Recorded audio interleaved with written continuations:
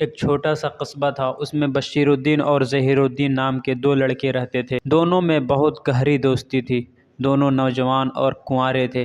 ایک دن دونوں بیٹھے باتیں کر رہے تھے، شادی کی بات آ گئی تو بشیر الدین نے کہا اگر عورت ملے تو خوبصورت ملے تاکہ گھر بیٹھے بھی بھلی معلوم ہو اور دل بھی اس کو دیکھ کر خوش ہو۔ ظہیر الدین نے کہا جو عورت زیادہ خوبصورت ہوتی ہے اس کو کھانا وغیرہ پکانا نہیں آتا اور گھریلو کام کاج میں بھی وہ گندی ہوتی ہے۔ اپنے حسن کو سنوارنے کے علاوہ اسے کسی اور کام کی فکر نہیں رہتی۔ یہ بات سن کر بشیر الدین نے کہا اس کی آپ کے پاس کیا دلیل ہے؟ ظہیر الدین نے کہا اگر آپ کو میری بات پر یقین نہیں آتا ہے تو ہم آپ کو ثبوت دے سکتے ہیں۔ ظہیر الدین نے کہا آپ کو ثبوت چاہیے تو ایک کام کرو، وہ یہ ہے کہ ہمارے قصبے کے کس محلے میں سب سے زیادہ خوبصورت عورت رہتی ہے اس کو تلاش کرو، پھر ہم آپ کو اپنی بات کا ثبوت دیں گے۔ دونوں نے پورے قصبے کی عورتوں کی جانچ پڑتال کی۔ ایک محلے میں ایک عورت بے حد خوبصورت تھی۔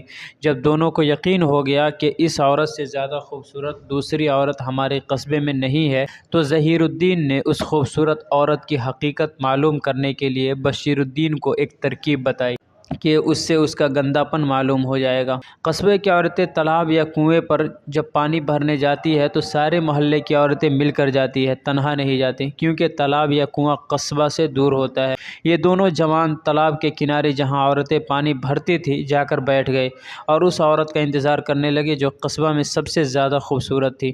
چنانچہ جب وہ عورت اور اس کے ساتھ محلے کی دوسری عورتیں آ گئی تو ظہیر الدین زمین پر تڑپنے لگا اور ایسا تڑپ رہا تھا کہ اب مرا کہ تب مرا، اور زور زور سے ہائے وائے کرنے لگا۔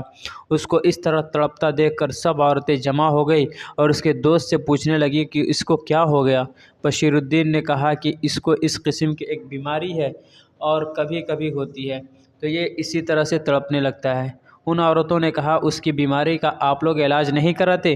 بشیر الدین نے کہا کہ اس بیماری کا ایک ہی علاج ہے اور وہ معمولی سا علاج ہے، اور وہ یہ ہے کہ گھر میں کھانے پینے کی جو برتن ہوتے ہیں اس میں سے کوئی برتن 2-3 دن سے بغیر دھلا ہوا پڑا ہو اور اس برتن میں پانی اس کو پلا دیا جائے تو آرام ہو جاتا ہے۔ یہ سن کر سب کی سب عورتیں بولنے لگیں 2 دن کا بغیر دھلا برتن آپ کو کہاں ملے گا؟ یہ تو مشکل ہے۔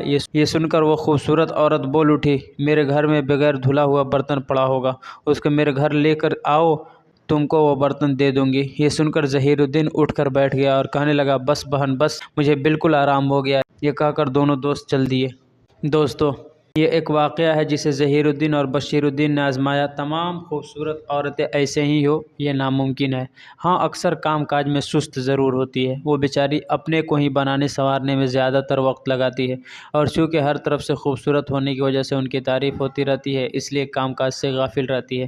کسی دل جلے نے ایسے ہی عورتوں کے بارے میں کہا ہے کہ خدا جب حسن دیتا ہے تو نزاکت آ ہی جاتی ہے، قدم تھم تھم کے پڑتے ہیں، کمر بل کھائی جاتی ہے۔